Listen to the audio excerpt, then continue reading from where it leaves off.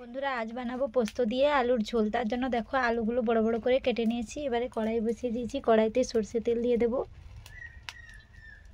তেল গরম হয়ে গেলে আলুগুলো ভেজে নেব। হয়ে গেছে, আলুর টুকরোগুলো ধুয়ে রেখেছিলাম, ভেজে নেব। দিয়ে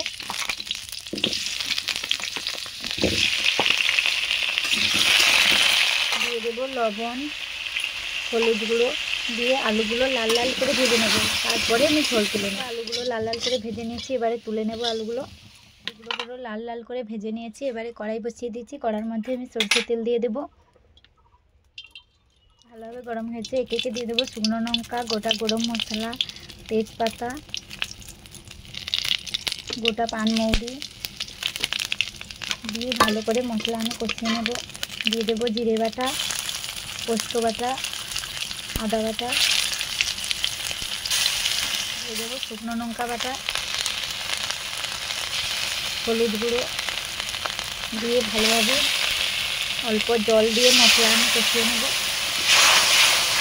স্বাদ মতো চিনি, মশলা ভালোভাবে কষিয়ে এলে তেল ছেড়ে গেছে। এবার এর মধ্যে দিয়ে দেবো ভেজে রাখা আলুর টুকরোগুলো, দিয়ে ভালোভাবে কষিয়ে জল দিয়ে দেবো। দিয়ে দেবো স্বাদ মতো লবণ।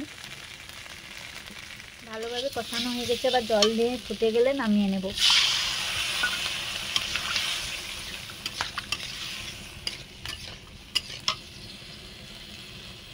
ঢাকনা চাপিয়ে রেখে দেবো, তারপরে ফুটে গেলে আমি নামিয়ে। ঝোল ভালোভাবে ফুটে গেছে, এবারে আমি ওর মধ্যে ধনেপাতা কুচি দিয়ে এবারে আমি নামিয়ে নেব।